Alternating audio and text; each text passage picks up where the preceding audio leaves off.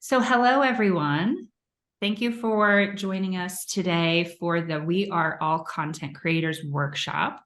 I am Miranda Richardson, the director of the Copenhagen Center here at Stevens College, and this event is being recorded and transcribed today and will soon be available on our website, copenhaver.stevens.edu, and our satellite center's website as well soon. I'd like to thank Florida International University's Copenhagen Center, including the director, Dr. Lillian Lodge Copenhagen, as well as our satellite centers, Rowan University, Marymount University. Thank you for your partnership with this. I do ask that you please mute your microphones during our talk, and if you have questions, which I hope you do, we will have time at the end. It is my pleasure to introduce you to our panelists today, Rajah Maples and Kennedy Brown. We've had a lot of fun, actually, getting to know each other, so this is great. Rajah's decades-long and ever-evolving career found her working in a variety of roles with various news organizations. She's currently reporting at WGEM starting on December 11th. You can find her as the evening anchor at 5, 6, and 10. So congratulations on that. I know that's exciting.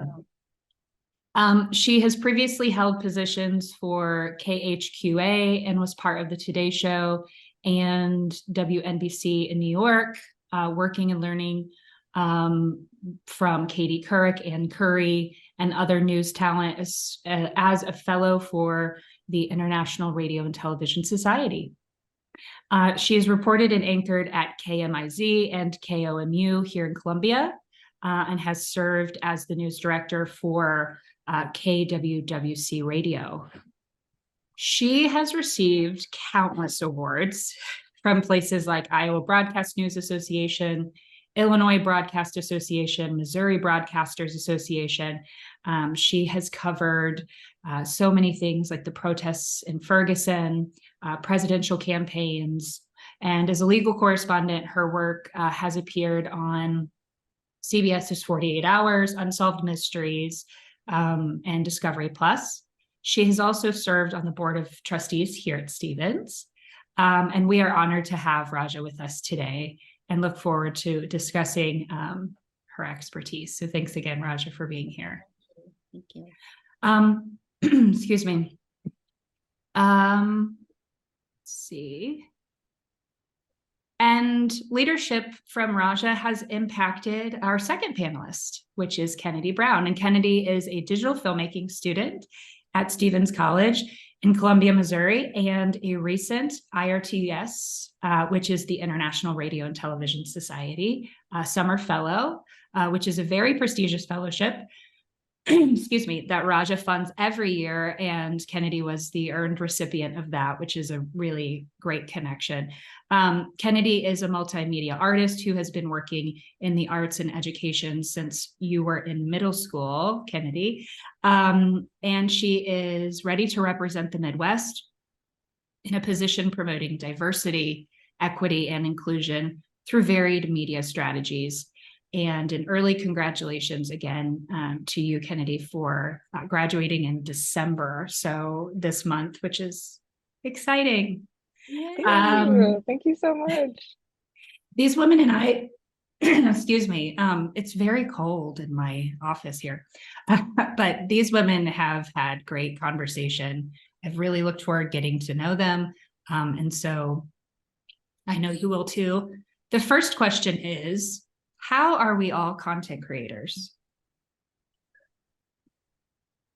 Well, I just learned that Kennedy was graduating in December. That makes me sad. I hope he'll still stick around. But content, thank you so much for this opportunity. I am so honored to be asked and to participate. But great question, because sometimes when I see this on resumes or something, I'm a content creator, and I just think, aren't we all? I mean, with the advent of not only social media, but also, the importance of writing, communication, it's all about the word, in terms of how well you communicate via the word. And it used to be, those are the communicators, and we are the passive, my degree at Stevens was mass communication, how to communicate to a mass public. And we are the recipients of the word. And now it's more, interpersonal in terms of both. It goes both ways. And so now more than ever, it's important to all realize that we are content creators, that every word makes a difference that we write. Every word means something to a particular person. What words mean a universal meaning to the most amount of people, that type of thing. And so, yeah, with content creators, I think that, I won't go as far to say that we're all journalists, because obviously journalists are stuck with, I say stuck with, but face liability in terms of libel and slander. And, if you've taken media law, you've learned all that, what you can get in big legal trouble for as a journalist. And those, the mass content creators do not face the same, burden of proof or whatever you want to call it. And so, that's a scary part that I think is going to evolve with social media in terms of what you can and can't post on social media. I think that, but right now, people who post on social media do not face the same legal ramifications as journalists do. But nevertheless, I believe that's going to evolve, and I think that it's now more important than ever in terms of, whether it be creative or legal. Or for legal purposes or for legal ramifications, we all share that same importance in communicating how we want to communicate in the best way possible in terms of being concise, accurate, and credible, so that people will believe what we're saying and writing. No, absolutely. And I think that a lot of this can be learned.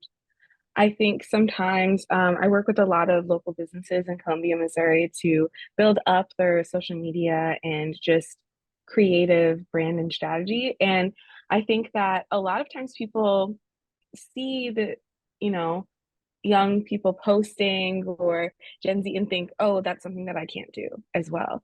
And I think everything can be learned. And all of the it's just about whatever tools you have available to you and what you know at the time. And I do absolutely agree. I think that what you're allowed to and not allowed to post on social media is absolutely, and I hope that it does evolve to where being able to share the correct information not only is immensely valuable for communicating, but it is a really important step in ensuring that the safety of others is good to go as well. Honestly, I think that that's something that's so great about the arts in itself and about content creation, is that anyone can learn it and anyone can do it as long as you have those tools. Some of the tools that, like Meta Business Suites, for example, just kind of like started rolling and has been an immense help, like for a lot of local businesses and communities to be able to have access to everyone and for it to be more of a conversation back and forth with who they're releasing all of this content to as well. And I'm excited that it is more of a conversation, because there's a lot of people that I feel like have access to, of course, social media than they would an interview. Mm-hmm. And it helps to really expand the conversation on accessibility overall, and I think empathy. Yeah, thank you. You both have mentioned the importance of being lifelong learners and how has that impacted your creation in very intentional and strategic content. What do you think, what role does curiosity play in being a lifelong learner? The exciting part, in my opinion, first of all, I think I had to be told that I was a lifelong learner when I was in Stevens. My professors taught me that pretty much in all classes. So I'm not sure if that is a innate thing that everybody realizes. So I was taught to keep learning and that it would not end once I got that degree. And I'm so grateful for that. immensely grateful. And so I've hung on to that, remembering that, sometimes when I was younger, I thought, okay, by the time of 25, I'm going to have all the answers. By the age of 30, I'm going to have all the answers. I'm really going to be it, and that's not how it ever is, ever. Like you keep, as long as you are breathing and living, you continue to learn. And I'll name two examples of the thing I love about my field is that I feel like working in the media, I cover so many different things that it's been my own little personal university in terms of learning. Like I've learned the most about people in the real life setting rather than I would ever learn in a psychology class or a social work class. Actually, if you just look on social media, you can really get a good case study on psychology, the psychology of people, how they react, good and bad. And I've come to be able to predict the behavior of the mass public when certain things are said. That I wasn't expecting it, but that was just, I know exactly what they're going to say. I know exactly how they're going to, it's such a psychology lesson as well. But I'm going to name two fun things that I recently learned. And these are just tiny, but how exciting they were to me. So we have a drought, as everybody knows, in a large part of the country, including the Midwest, and that's creating all kinds of problems in terms of, a hay shortage for our horses and our livestock. And well, earlier this year, it was, before the harvest, it was a big deal for the harvest because we feed the rest of the world, the Midwest, all that corn and soybeans. It's shipped down the Mississippi River or south, out of the Panama, down out of the Panama, through the Panama Canal over to China, and we feed the world. We really do. And and also we feed the animals. And in terms of all that corn is not corn that we consume. It's the corn that they grind up for the animals, which becomes hamburger and steak. And I'm an animal lover, so I don't even like to say that, but it is it's real. And so anyway, I was just curious, like in October, we were doing a lot of drought stories, and the National Weather Service and the climatologists were monitoring every single day the moisture levels. And so in October, I pitched a story idea saying, it was October, it was getting ready to be Halloween time, and that's when kids go to the corn maze and bob for apples and buy their apples and their apple cider. And I just thought, oh, I wonder how the apples are doing. Kids are going to want to like to have their apples and bob for their apples and have their apple cider, just like I still do. I wonder how they're doing in the drought. I should go to an apple orchard and do a story about how the apples are doing. Cause I, thinking, gosh, if I were a kid, I would want to make sure I have a good apple, and I don't know if they're going to have them. So they were like, yeah, that's a great idea, Rajah. Clearly predicting or thinking I was going to go to the apple orchard and say, man, our apples are really struggling this year because of lack of moisture, because that was the case for pumpkins. And that's what in my head, I go to the story thinking, oh man, no apples.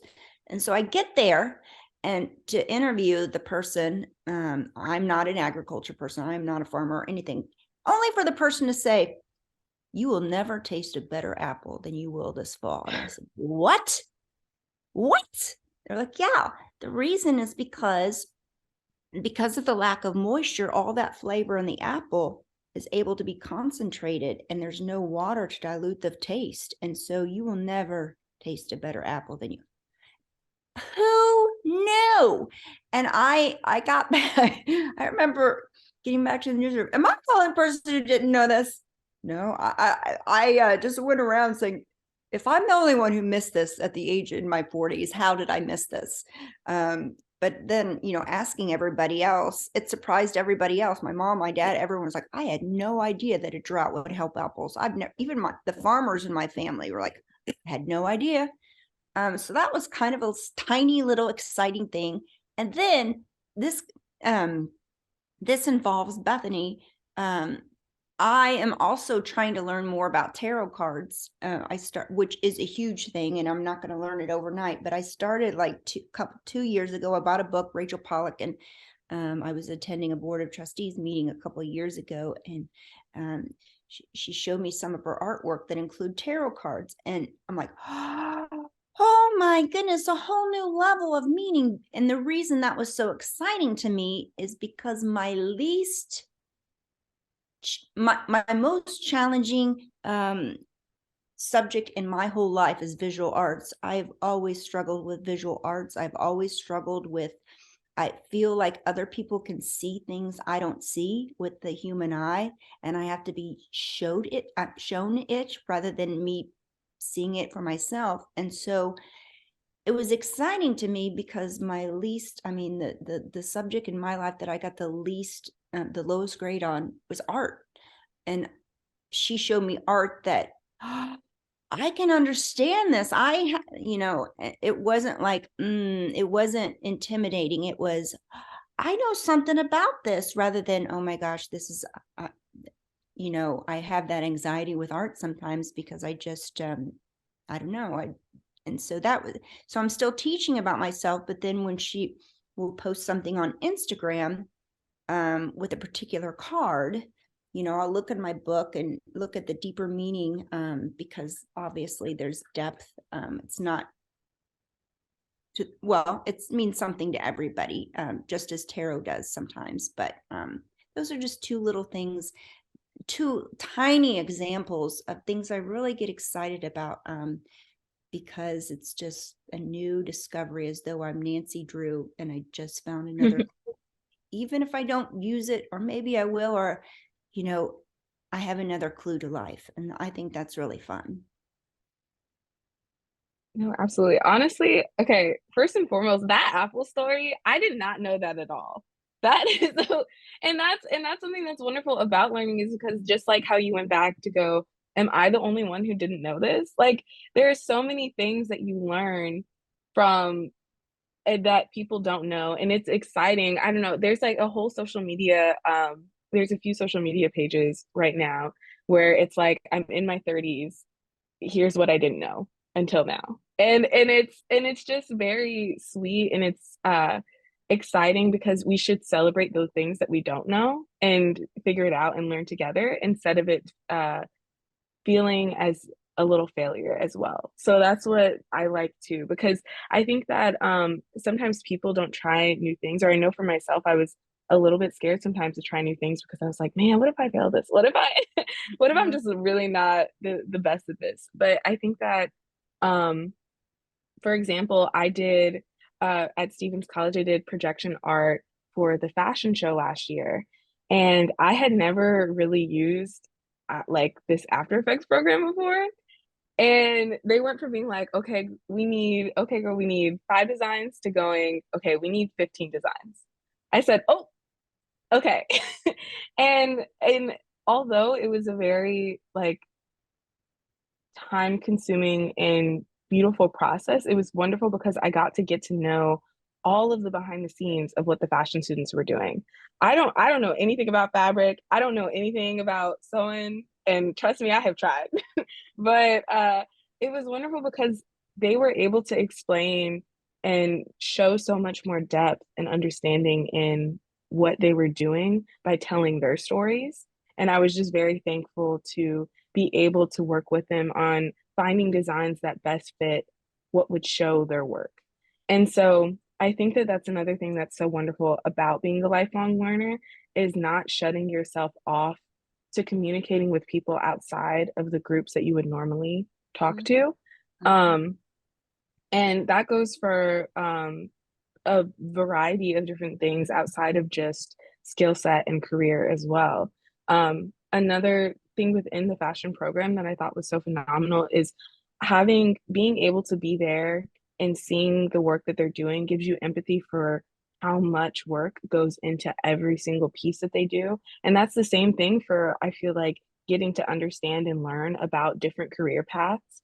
when I was at IRTS in this past summer, all of my roommates were working in different, well, first and foremost, I went from going to Stevens College, working at an all-girls school, to living with three men.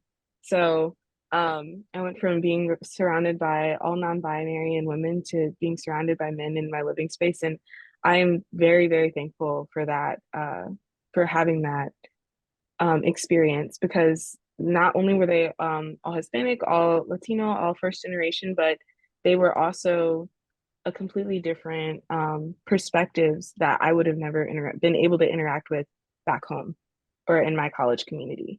So I think that really pushing yourself past what you think may be possible or you may be able to handle can be really phenomenal sometimes. And also, all three of them worked in completely different forms of media. So I was learning about ad sales every day. I was learning about advertising the way I had it. I was learning about analytics in a way that I hadn't before, and having more understanding for the people that I'm going to work with in the future, and learning the best ways to communicate with those specific fields, and never being afraid to ask, how do you prefer to be communicated to? That's another thing. I think being a lifelong learner is learning how to communicate with different groups of people, and learning how to, when you first meet a team, learning how that team communicates in the best way that you can pass on the message and work with other people.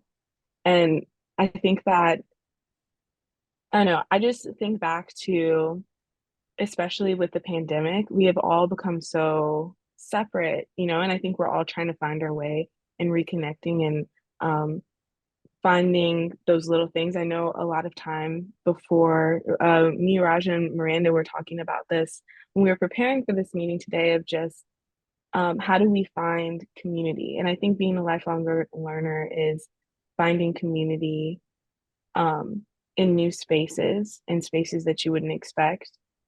And that also means being a part of and joining different teams. Like, I know for myself, I may not, for example, be with Hispanic or Latino, but being in the mix of some of those groups, to being able to understand where they're coming from. And so if you have questions or a project that comes up for work, you have artists, strategists, producers, people that you can reach out to, and for ethical research and ethical information, and being able to pay them equitably. And I think that having those connections is invaluable overall.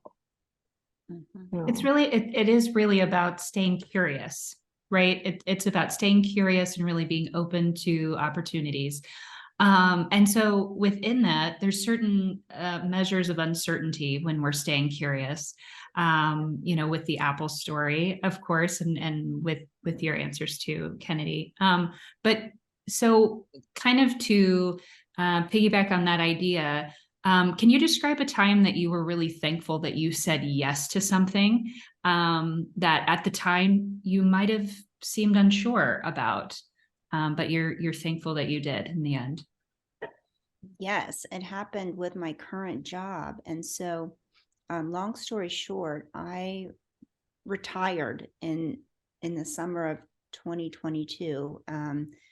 I stepped down from my longtime television job of well, at that particular station, it was 17 years, and I was planning to start my own media company, be at home with my family, just create and be my own content creator in terms of, well, I'll tell you a little bit about what my plans were. But long story short, I retired from that job in July of 2022, and I had cleaned my garage so many times. And this past May, I just had this, which would have been the 9th month of being retired. I got this panic or fear that, oh my gosh, do I still have what it takes? Oh my gosh, do I still know how to go through a job interview? Do I still know how to? I got this kind of panicky fear that I had lost everything that I had taken a lifetime to build. And because of that fear and that panic, I just log onto the internet just to see what jobs were out there, with no intentions of taking any job. I just wanted to prove to myself that I still had what it takes to go through the motions. And I found this weekend anchor job at the job that I currently take. And I applied for it with no plans to take it. I was just proving to my ego, I guess, that I could still do it. So I applied, and the news director contacted me and said, "Oh, would you like to sign up for an interview time?" And sure, I felt a little guilty in the back of my mind, thinking, "Rajah, you're wasting his time. You have no plans to take the job." So I felt a little guilty even wasting his time, because people especially managers, are very busy. And but I'm like, no, I'm going to do this. I'm going to go through just to make sure and prove myself I can do the interview too.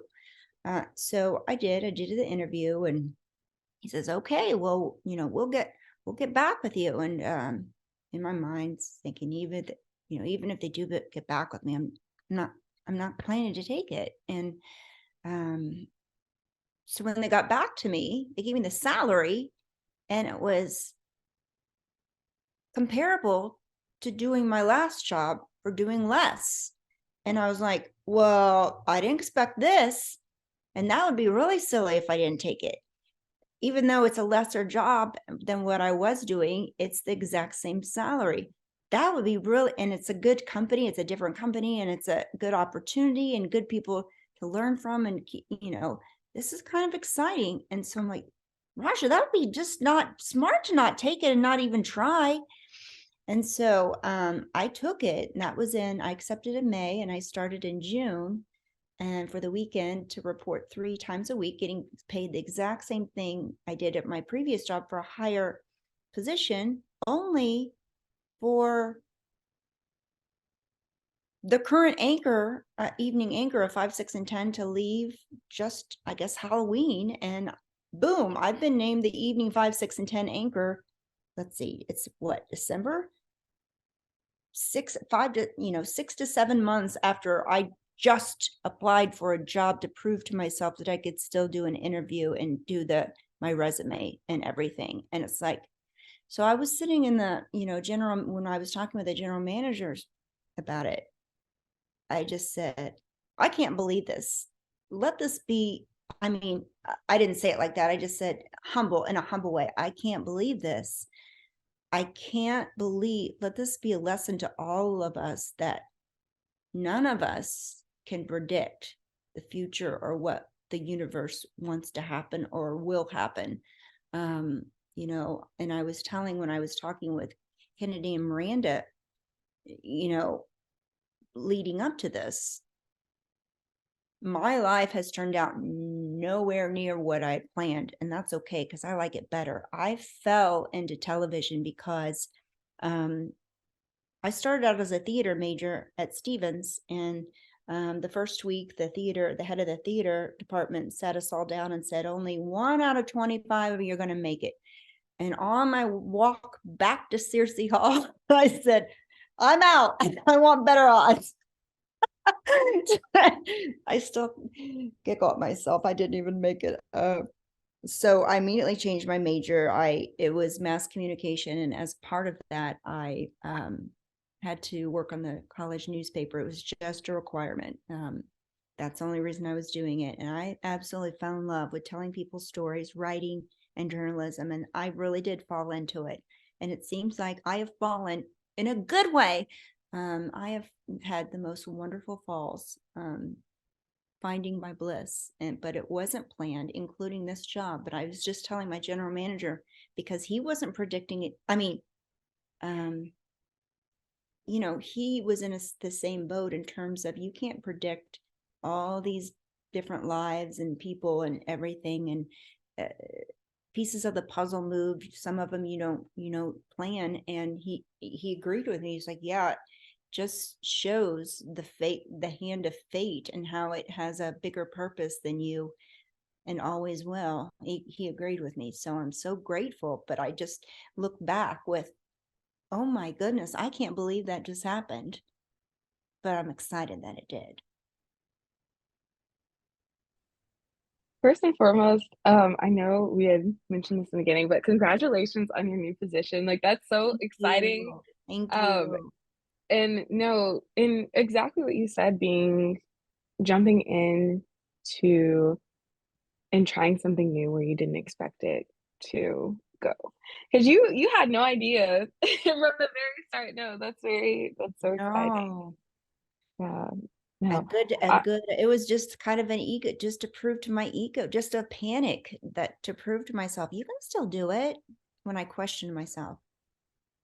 Yes, no. And I think that that's something too, that really stuck out to me, as you said, like when you had questioned yourself. And I think that once we start to question ourselves, we push even harder, I think. And um, I know for myself, when I for IRTS specifically, I didn't find out about IRTS until 2 days before the application was due. And I didn't fully know exactly what it was, because I like I didn't have as much time to look over everything. So as soon as I got the information, I went online and I was looking at all of the previous alumni and just all of the networks. And the entire reason why I applied was actually because I found out from my professor that students who are in media start their freshman year, the summer of the freshman year, having internships and fellowships. And since I was initially, when I first started school, I started to go in to be an art therapist. I did not start to go in the media at all. So um, I definitely, it really hit home to me when you said you really felt the need. Your ego was like, oh, I need to see if I can still do this. And I think for myself, when I started out to apply for the fellowship and apply for film school, I think that that was the first thing that came to mind is, no, I want to see if I can do this.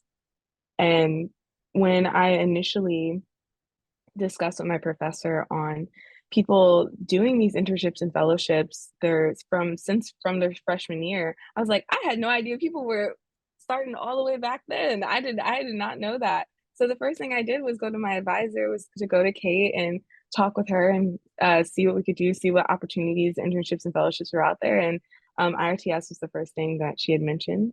And she was like, I know it's a tight turnaround. And I was like, say less.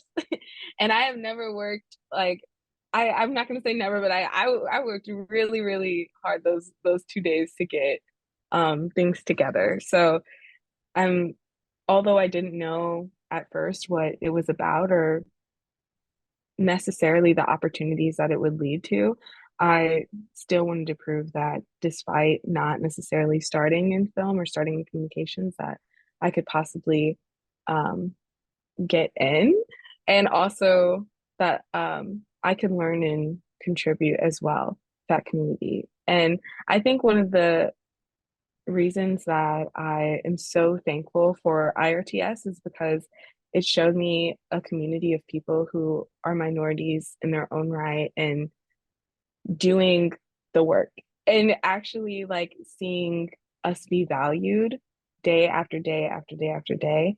And I think that especially as a minority, like for myself, I get a lot of imposter syndrome of like, man, I was asked to do this or I they want me to do this or go here. And I think just reinforcing something I started doing after I got, I'd say, into Stevens College is starting to make a little checklist for myself of, you know, even though I am feeling this way in the now, I've done this, I've completed this, I've done this, and just really reminding myself and restating myself like, okay, just because you're nervous about this and just because you're worried that you may not get in this moment, you still have to look back and take a moment to appreciate and be grateful for all of the things that you've created and the communities that you've found so far.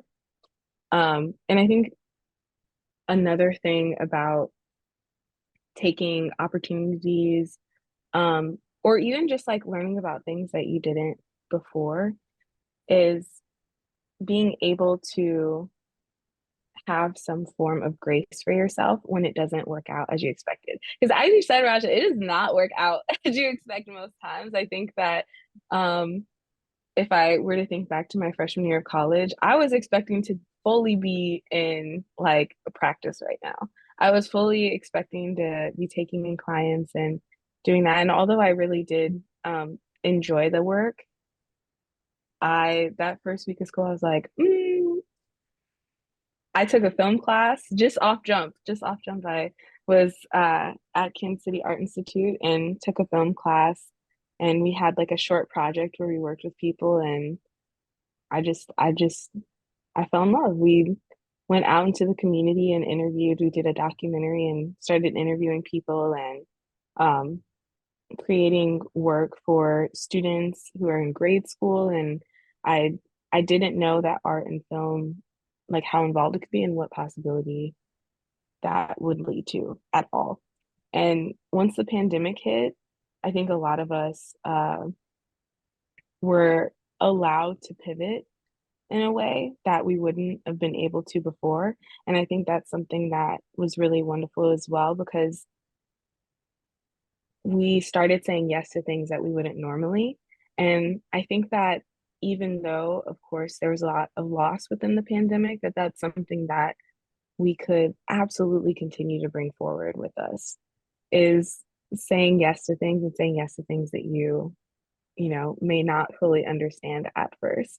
And I cannot thank Rajah enough for all of the help and work that she does and the mentorship and contribution that she made so that I'd be able to go to IRTS, but also just for students as a whole to learn more about opportunities that they have. Because I think that's another thing, is who has access to information, who has access to the information of what resources and opportunities are out there. And I think that being able to ask questions and to act, even if it is out of fear, but act out of fear and not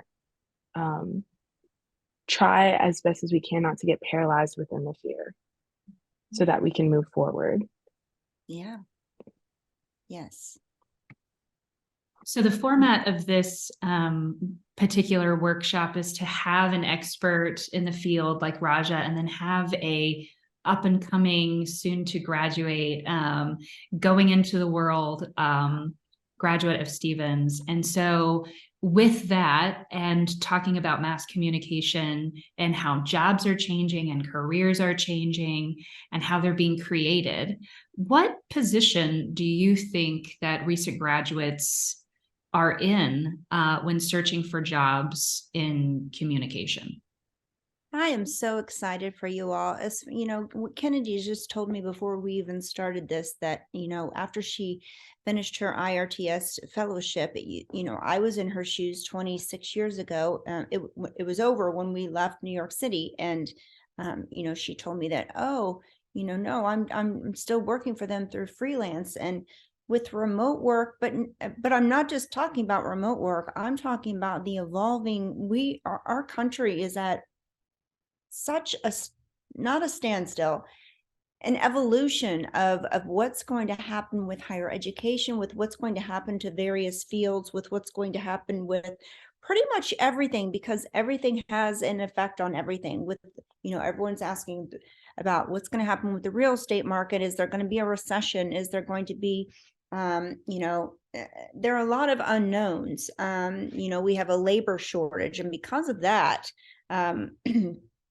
people and companies are trying to be more creative at finding that labor. For example, I remember, just hearing last year that lawmakers in Iowa tried to make it legal for 14-year-olds to go in the coal mines because, they were really struggling to find people. And so the effect on higher education, well, we have people or companies like Google, Google University, or trying to get those people to sell their souls to the company. No, I'm just teasing. But what I'm saying is, gone are the days where college was, you were in this ivory tower, because there are other options now, and that's uncertain for the market of higher education. That's why you'll find Stevens evolving with the market, because it's just become so competitive in terms of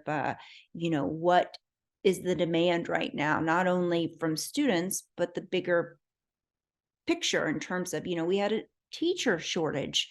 Well, and Stevens since 1833 has always responded to the needs of the country and the world in terms of shaping women to meet the market. So we did something.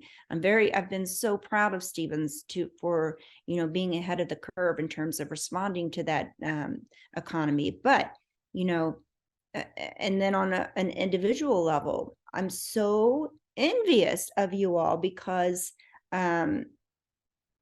you have so much more creativity in what you want to do. Because there's a labor shortage, you have more control over your future. And what I mean by that, it used to be very cookie cutter in terms of you have to major in this and then go this route. It was, whether I thought it or it was in my mind or it was real, I don't know. Maybe a little bit of both, but very cookie cutter in terms of this is what people do. If you're in this field, this is what people do. This is, and there's so much more creativity. And that's why, when I retired last year, I was like, oh, I have so many ideas, and I was going to, and I still do down the road, really cool ideas. But in terms of using your creativity to find your bliss, and it's all about finding your bliss, because that's really what that's really what you want to do. And Kennedy touched upon this earlier in terms of finding stuff and figuring out, oh, that's not for me, is part of, it's not a waste of time at all. I knocked on so many doors, and I had to learn that, no, that's not for me. I was a volunteer for a hospital when I was 15 years old in the youth corps. And I knew pretty much after that where I don't want to work in healthcare. I'm so glad that I figured that out when I was 15. Just keep knocking on doors, and whether you call it you fall into it or it was an accidental, it was serendipity. The serendipity has been really cool. I gotta tell you that.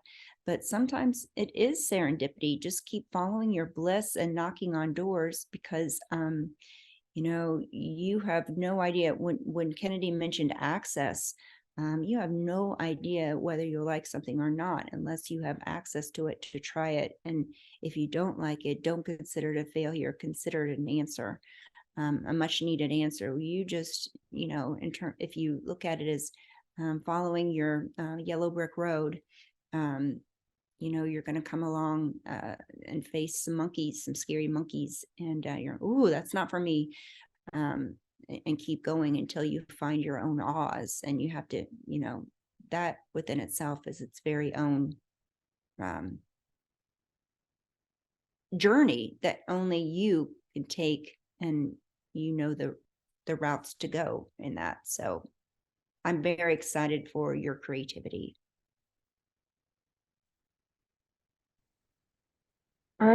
One of the things that as you said, Raja, like the creativity, but also to having the flexibility to mold and kind of rebuild what tools we have to fit what we'd like to do. I think that, no, I agree. We have a lot more access to be able to do that nowadays. Although I've been really enjoying seeing what people who haven't had access to that when they were in school have been doing and learning to pivot as well.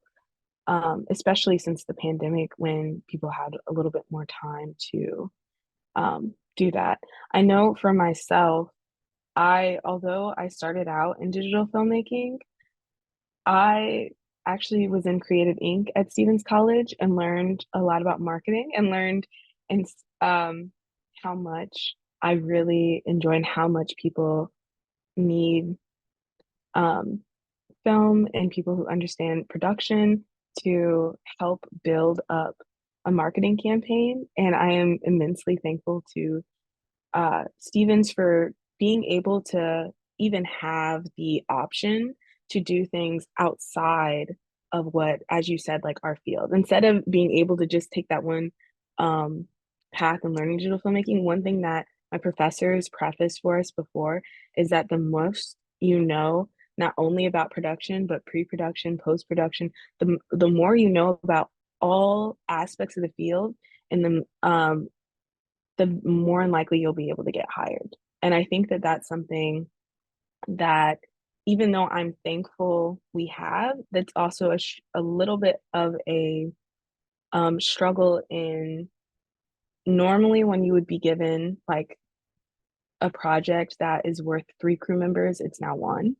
And so I know that that's been something that I've been trying to maneuver and figure out for sure, of how to set boundaries within my professional life, and how far and how much can I do by myself. That was something that I'm definitely still learning and working out, but that I'm thankful I at least have enough tools to be able to see what I'm best at, and if not, know what skill sets people need so I can hire out if need be, or I can reach out to certain people for projects. I'll use an example. Like, I absolutely love um, working with numbers and I love statistics. However, that is definitely not what I am best at. So it has been like an immense privilege getting to know people within the business major a little bit better, so that they can not only help assist me within those business spreadsheets, but also so that I can get a better understanding of what I need to do going forward. And I think that's something that a lot of colleges, as you said, that there isn't necessarily a need for the tower of college, but I think, as you also said, the access that school gives you is immensely important to be able to try new things, and also to just get to know people in different fields and better understand those fields. I think, although I think there's a really big push in the media now for you to understand and do and know so much, so that people can hire you to do multiple jobs but only just hire one person, which is great, but it just puts so much weight on the artist and on the person too, who may not be able to deliver as quickly with the same amount of quality because you're just one person. So uh definitely, it has been very, very uh interesting to figure out not only what the field calls for, but who to reach out to and when to do that. And I find that when I have a moment when I'm talking with a client and I realize that, oh, they want something more leaning towards business, or leaning towards, say, even like a graphic design level, I know that I can reach out to those people to help assist in that, and that there shouldn't be a worry to reach out for help as well. I think that a lot of people, especially, like, we get a lot of pride about this, and it's like, oh man, I did this project from out the gate by myself, from start to finish, from talking with the client to overall. And there's nothing wrong with, even though it's wonderful to learn and it is very helpful to learn how to do that on your own, I also think it is immensely important to learn how to work with people and learn what your limits are, so that you're not overloaded. And so that you can better help serve the client. Because at the end of the day, it's about the work itself and not about the pride that you may have to do it all on your own. And that's something I definitely had to learn, uh, both the easy way and the hard way sometimes. So I I'm immensely grateful for the ability to have access to people overall, but I think that we can do that in different ways within our community. Um, in that colleges, if they want to attract students, have started to realize that they have to also build that community, not only just in the school, but overall where the location is of the space. That's something that I've been, one of the main reasons I chose Stevens was for the community.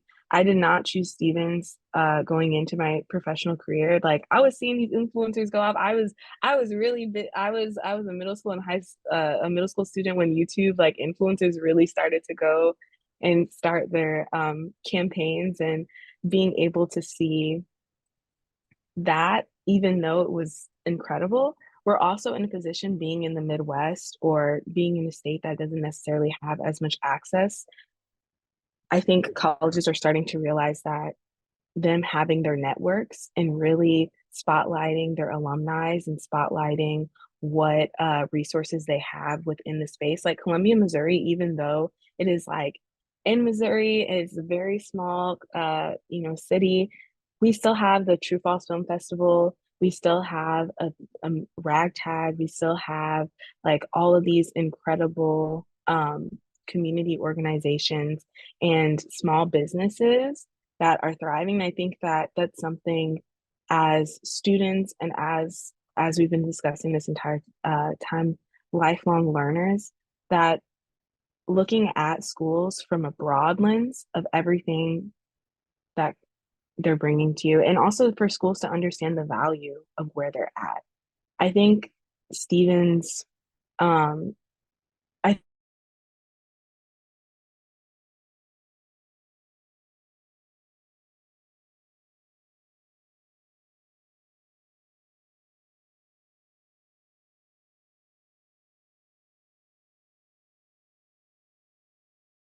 students and community members who are Black who have local businesses into LRW, our ballroom, which is like the super fancy space, but and everyone has a booth. So the entire Stevens community has an opportunity to come in and visit and see Black local businesses and being able to communicate and figure out, I don't know, just about their own biases a little bit, but also to figure out what something that they may enjoy that they wouldn't have even guessed. This hour's gone by so quickly. Again, thank you to our panelists today. And I think we're going to take our last question from the chat. So Daniela has a question that says, the importance of thoughtful communication has never been more important due to extremely divided views. You touched a little bit on this, Rajah, before, but can you discuss a time that your sensitivity or your attention to detail was paramount? And I know that, Rajah, you have a really great story about an American flag pin, but I don't want to prescribe you to tell that story, but it's a great story. And I think that will be our last question. So yeah. I think I turned my volume back on, right? Yeah. Okay. I think that is a great example. So long story short, well, I'm not going to make it short, but I'll try.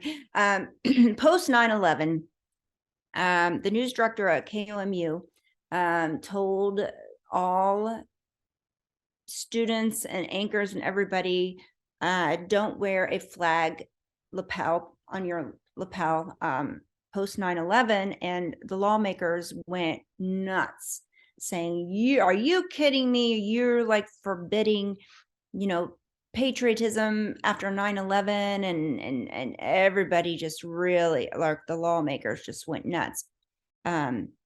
What the news director was trying to say is the flag means different things to different people. So for example, the flag would have meant in remembrance of all those people who died. But then another person would have said, this would mean, let's go over to the Middle East and start war, or let's go,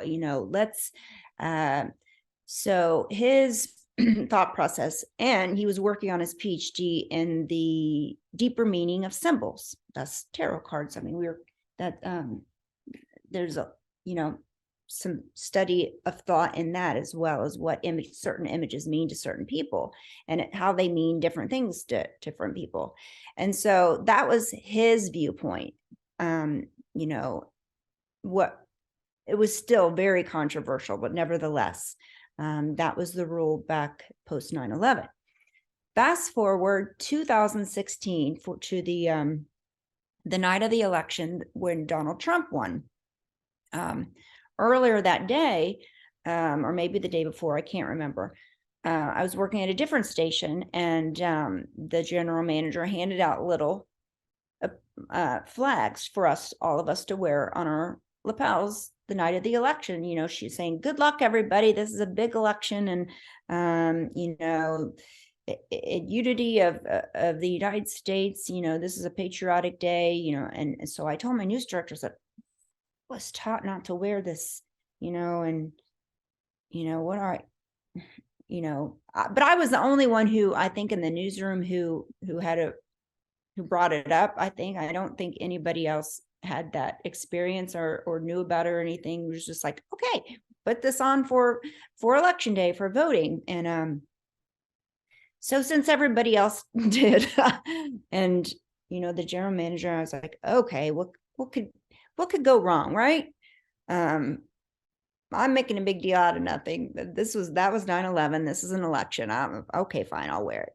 So I put it on, and if you all remember that night, November 2016, if you remember, everybody thought Hillary Clinton was going to win, and I mean, even the polls and everything had her winning, and so everybody kind of thought Hillary was going to win. And you remember that, like that 8:30 mark, it was between 8:30 and 9 p.m. Central Time, there was this, holy crap, what just happened? Ohio went in.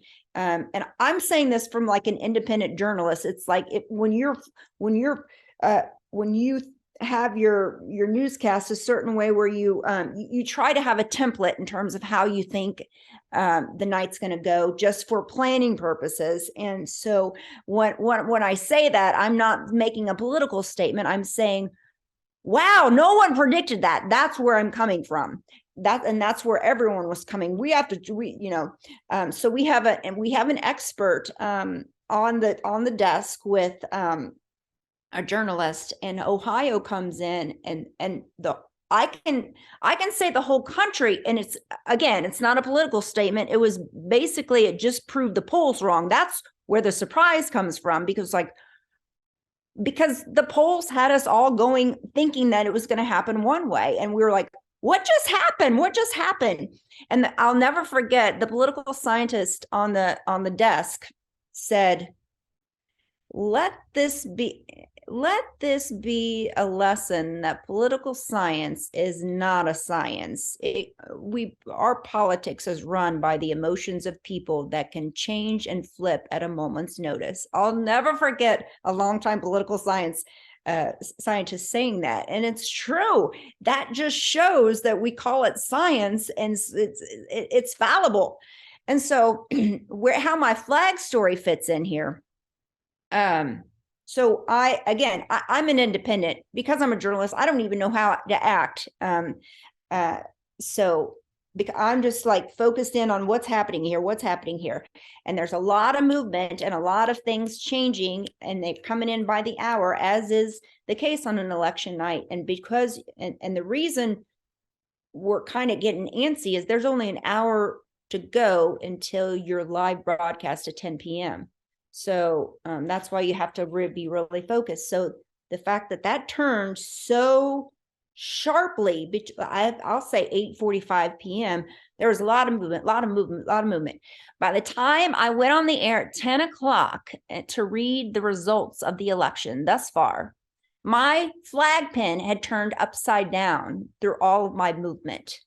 And I have no idea. I hadn't even had time to look in the mirror, because it was so hectic between that hour. And there was one viewer that wrote in and said, I see that statement Rajah Maples is making with the flag upside down, reading the fact that Donald Trump won. And I'm like, I was right. I should have never worn this pin.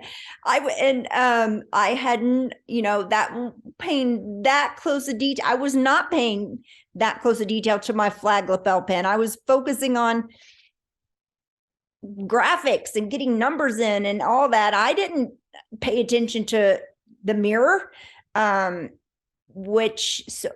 should have gone by my gut from the get-go. And my lack of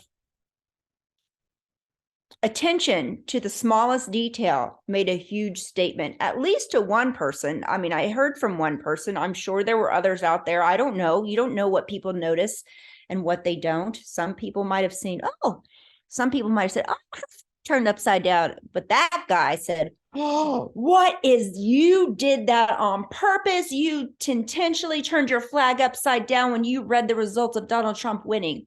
And so I will never, ever wear a flag, lapel pin ever again. And so that's my story.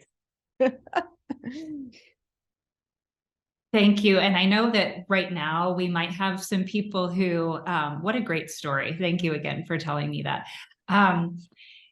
I know some people might have to hop off because we are out of time, but I do want to give Kennedy the opportunity to answer the same question and just thank everyone for attending this workshop. Kennedy, would you like to answer about a time that attention to detail was paramount to you? Yes. No, I first want to say thank you so much for this opportunity. This was absolutely wonderful. And I am thrilled and enthralled that I got to speak with all of you, and I see the questions in the chat as well. But to answer your question, first and foremost, Rajah, that story is immensely important. I think as you shared, the importance of symbolism, the importance of symbols and design, and those little details, as you said so beautifully, we don't know what people notice and what they won't. And no, I think that that definitely applies to what I wanted to mention. So a time, okay, for attention to detail, as far as that, I do a lot of work with diversity, equity, and inclusion, and that especially includes language. Yes, and I think that over the past, it includes language, but it also includes the environment. I noticed that in a lot of companies that I've worked with previously, there will be an overarching like theme or goal that they have. For example, like Black History Month, I'll use that for an example. And I noticed that just language overall has been really important, like AAV, African American Vernacular, and seeing how that has slowly gotten into the idea that it's just Gen Z or internet talk, and understanding not only where language comes from, but also giving our flowers to the communities in which it comes from is immensely important to me. And I think there was one time specifically I remember where I'm sure that you'll might have seen it. There's an SNL skit that came out where they were doing like internet like Gen Z talk, but the entire time it was just like African American vernacular. And I remember going back, I had a few companies who wanted to like do a spoof off of the skits, or just kind of do something a little bit similar to raise awareness for a few products. And I was not really, I remember going into the conversation, and I think that that's what's so important about who you have on your team, and reaching out and asking questions when you don't know. Because I was one of the only minorities on the team at the time. I was like, man, should I say something? Like, do I really need to mention this? And I wasn't really sure, especially being someone who's, you know, not necessarily like just starting out in my career. I wasn't sure if I wanted to all of a sudden bring up that. So I essentially wrote up a little something for myself. One of it was like, okay, why is this making me uncomfortable? One. And then the other part was, what can I do going forward? Like, am I going to be able to move forward with this and feel comfortable? And how I expect people who will be viewing this, and our audience and our consumers, what are their reactions going to be to seeing this? And I brought the numbers up. I brought the numbers up to my boss. I said, we're just gonna talk about this. Here are a few different ways that we can do this, and just with definitions at all, because you don't know what you don't know. And you don't know, you can only act on what you know. And I think that's also important, is having grace for people and understanding, you know, that after you, that it is that your voice matters and what you have to offer matters. And it is much better to say something if you like see something, say something if you can.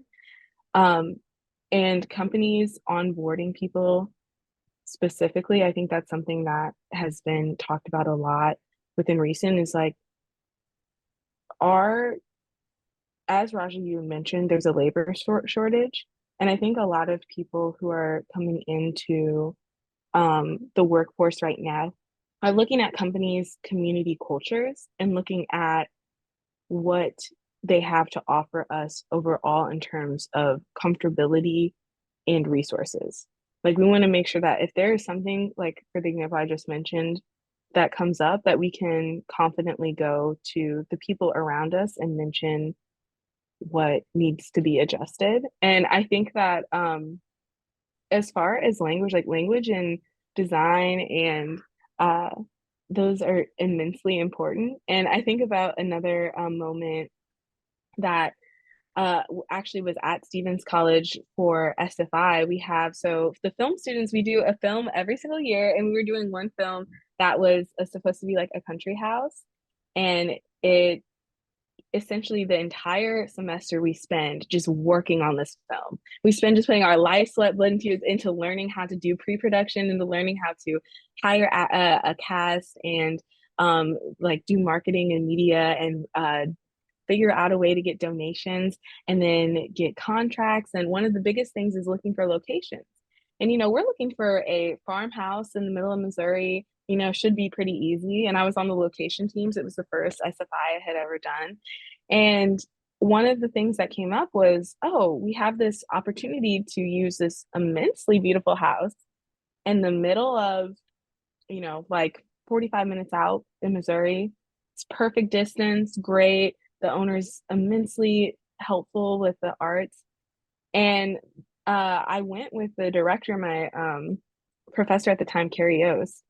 And I was like, Carrie, I'm pretty sure, like, do we know the history of this house? Like, do we know what's going on? And they were like, no, it's just like a nice farmhouse in the middle of nowhere. Like it should be, and it's in like a nice like area. And I was like, oh, no worries, no worries. And she's like, I know the history of the house. They said that it was owned by a biracial man who is also half Native American. I was like, okay, wonderful, great. We looked at photos of the house, and I think that's a key part of design is when you see certain things, you know, see some thing. I was like, this house looks a little like a plantation. I'm not gonna lie to you.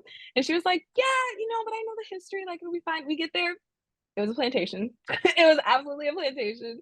And we had and she was considering it to film in for the Stevens Film Institute. And as soon as we walked in and got on the property, I was like, I know immediately before the owner even said it. And so then, of course, when you see something, you start asking questions because you want to make sure to not only you don't want to have confirmation bias. You don't want to go in and have someone just go, oh, like I already know what this is going to be and just dismiss everything else. You want to make sure that you're communicating with the people around you and being open. And I was like, oh, this house is very lovely. What is the history of it? I see some of the design work is similar to, plantations in Missouri at this time. Is it possible that and she was like, oh, she was so helpful. She was like, yes, it absolutely was. This is the history. This is how we honor it. And this is, and it's like, sometimes you don't know until you ask. And Carrie was so helpful and very, very sweet. She was like, if you need to leave at any point, we drove separately. She was like, if you need, and that's another thing about communication. It's like being able to understand the weight that something has. I know Rajah, you mentioned this, like something can mean something immensely different to someone else. Design wise, experience wise, you don't know what people's lived experiences are. And keeping that in mind from out the gate, she told me from the start, she was like, I would love for you to come like to see this house with me, but I also understand that there is a risk that there could be something underlying. And I was like, yeah, thank you for being upfront with me. We get there and she's like, now that we know that it's this, if you feel the need to leave at any point, please do. We like walked away from the owner of the home to have a moment to talk and debrief and, just like really, especially as when you're a white person, making sure that you're understanding like in a professional environment, whether that's like teacher to student, boss, manager, supervisor to employer, like understanding that person's possible lived experiencing and having not sympathy, but empathy for it, and being able to analyze what they've possibly been through and next steps to take, and not being afraid to ask questions,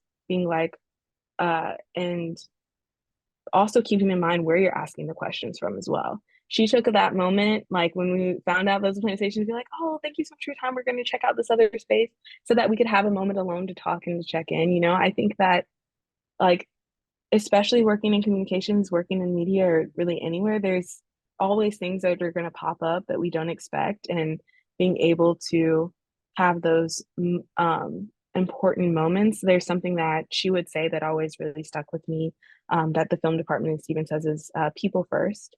Specifically, the film department says that all the time. People first. We're not saving lives. If something needs to get pushed back because something awful happens, then you know that's how it is. Yeah. Thank you so much. Wow, that's a great story. Thanks for sharing, Kennedy. Thanks to everybody who came today. And I look forward to connecting with Rajah and Kennedy more. We're going to do some yoga together, I think, when we're all together next time, right? So have a great Wednesday, and thanks for joining us. Can I tell you one more thing? I wasn't able Yeah. to pay attention to the meeting chat. So if anybody wants to copy and paste those and email them to me, I would be glad to answer them. Sure. I would love that. So, okay. Yeah, I would as well. Thank you so much for your time. And oh my goodness, someone said happy holidays. Yes, happy holidays. Yes. Bye. Happy holidays. Bye. Take care. Thank you. Bye.